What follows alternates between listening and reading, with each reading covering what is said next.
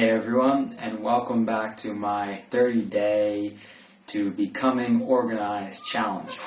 And I'm going to be now reading out to you and sharing with you what my goals are and how I create my goals so that I not only stick to them, but am reminded what is getting in my way to sticking to them. So first is what I want to feel at the end of the 30 days. This is feeling directed, so feeling I have direction, feeling in flow, and feeling excitement and organization and becoming and being organized. The reason I put what I want to feel is because a lot of times what people tend to do, myself included when creating goals, is you have the goal but you don't align it to what you actually want to feel. And so we end up having a thing we want, or thought we wanted, but realizing it doesn't actually bring us satisfaction, doesn't actually bring us the thing underneath the goal that we wanted. So similar to when we want money, we don't want money, we want freedom, or we want financial freedom. So that's why I always have goals, or feelings behind my goals. Next is my goal, which is to have created a consistent process in organizing all aspects of life that I can stick to with ease. I thought about this clearly and thinking, I want it to be something I do every day, and I don't want it to be laborious. I want it to be something that is simple, so in the 30 days I get there. What my aims are, so the aims are what I'm doing every day to help create that goal.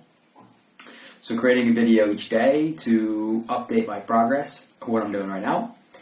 Applying what I've learned each day, that's super important to me. So if I'm learning something, it doesn't just become a thing I stick in my head, it's actually applying it.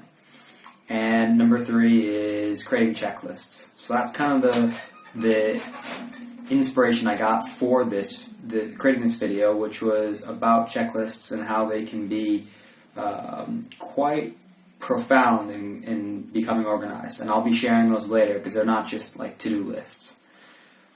My obstacles. So obstacles are really important, I find, to come up with before creating your goal, because they help you show to yourself what the future might look like and how the future may be painful or unnecessarily challenging or just breaking habits in bringing this goal into one's life, into my life. So one is frustration from old patterns. Feeling like I don't have enough time to organize and falling back into old habits, which is funny, quite ironic, especially in becoming organized. Lack of motivation due to being overwhelmed, and trying too many things at once. So these are all things I have reflected on, and I thought, okay, this can be something that could get in my way to maintaining this goal of being organized, or at least making it more challenging, unnecessarily challenging it needs to be. And what I've looked forward into the future to find were how I would deal with these obstacles in the ideal situation. So number 1 is frustration from old patterns, slowing down, and taking time to be present with self-care and my inner child. So that's how I'd overcome the obstacle. Number 2, which was feeling like I don't have enough time, that would be spend twice as much time organizing, because it's like, this is the very thing I'm trying to overcome and trying to change. So that means I need to spend more time organizing. Number 3, which is slowing down and practicing self-care and inner child meditations. I've spoken a few times about inner child healing, inner child love. It's super important to me because feelings of overwhelm, feelings of frustration, for me these are all linked to our inner child feeling like he, she, they are not feeling safe.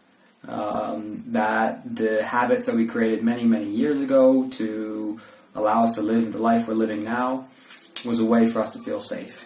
So the patterns I have that are stuck in me about not being organized, for me, and my belief are coming from what I learned many years ago and how my inner child essentially learned to feel safe.